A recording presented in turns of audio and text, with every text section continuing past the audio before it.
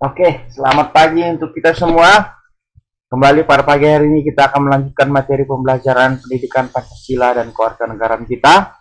Kita akan masuk ke bagian yang ketiga, yaitu bagian C, perilaku sesuai norma dalam kehidupan sehari-hari. Pada bagian B kalian telah belajar mengenai jenis-jenis norma dan fungsi norma dalam kehidupan kita. Pada bagian C kita akan lanjut dengan pengaplikasian dari norma yang telah kita pelajari. Oke. Perilaku sesuai norma dalam kehidupan sehari-hari. Norma kesusilaan, kesopanan, hukum akan selaras apabila pelaksanaannya dilandasi dengan nilai-nilai ketuhanan yang Maha Esa. Artinya semua norma ini tidak bisa dilakukan jika seseorang tidak taat kepada agamanya. Oke, ya, dia harus menjadi pribadi yang taat kepada agama yang ia percayai. Kita lanjutkan. Jadi kata-kata yang Bapak tanda kuning ini kalian harus catat, kalian perhatikan karena ini adalah bagian-bagian pentingnya. Ketaatan adalah sikap patuh pada aturan yang berlaku. Jadi kepatuhan ini harus muncul dari dorongan tanggung jawab sebagai warga negara yang baik. Jadi tidak adanya karena keterpaksaan ya. Bukan karena keterpaksaan ketaatan itu muncul, tetapi harus didorong dari sikap sebagai warga yang baik, bukan karena dipaksa jadi kalian menjadi baik. Jadi untuk memunculkan kesadaran diri untuk patuh pada norma-norma kehidupan masyarakat harus dibiasakan sejak dini. Oleh karena itu alangkah baiknya jika kalian membina sikap dan budaya sebagai berikut. Ada beberapa budaya yang bisa kalian bina atau beberapa kebiasaan yang bisa kalian lakukan dari mulai awal, dari mulai sekarang sebagai pelajar. Yang pertama, budaya malu, yaitu malu jika melanggar hukum. Yang kedua, budaya tertib, membiasakan tertib dimanapun kalian berada.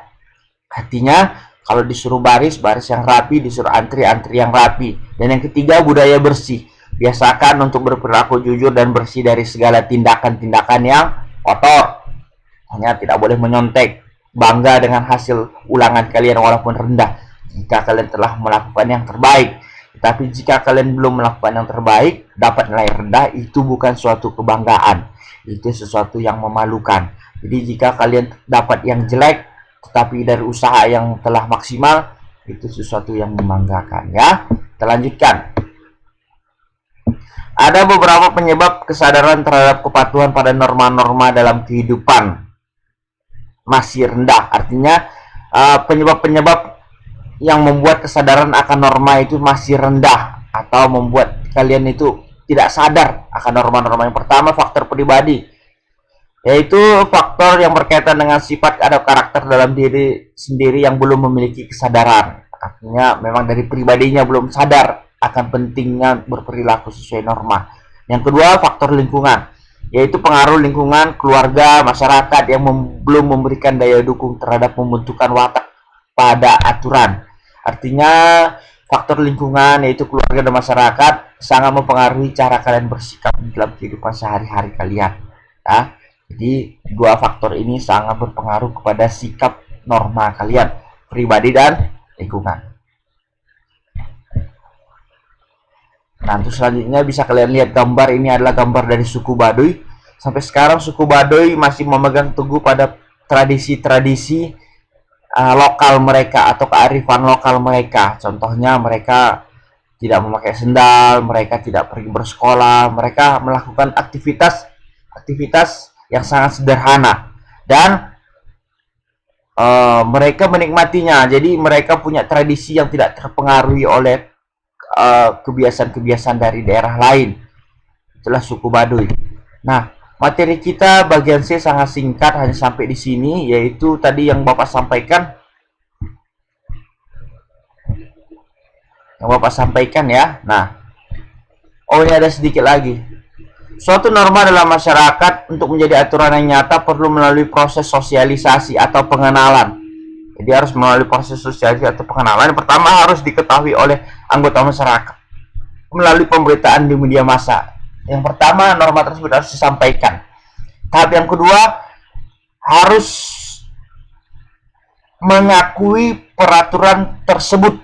Jadi kalian harus mengakui peraturan tersebut adalah peraturan yang baik. Yang ketiga yaitu selanjutnya harus dihargai. Jadi peraturan tersebut harus dihargai. Jadi apabila kalian tidak menghargai suatu peraturan, berarti peraturan tersebut tidak akan jalan. Oke? Nah,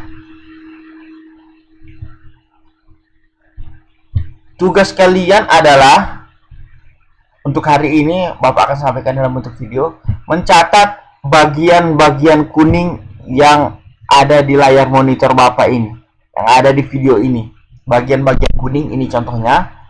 Kalian catat. Caranya bagaimana? Tinggal di skip atau di stopkan videonya. Catat di buku kalian ya.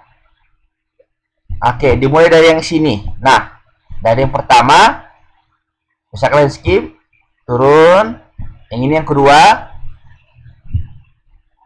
ketiga yang ini, stopkan videonya yang ini, baru kalian catat. Dan yang keempat yang ini.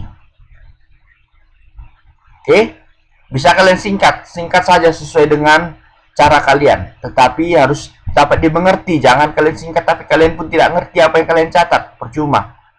Oke, sampai di sini video yang bisa Bapak sampaikan. Nanti Bapak akan ke sekolah mau melihat apakah kalian telah memperhatikan video ini atau tidak. Oke, di sini. Terima kasih.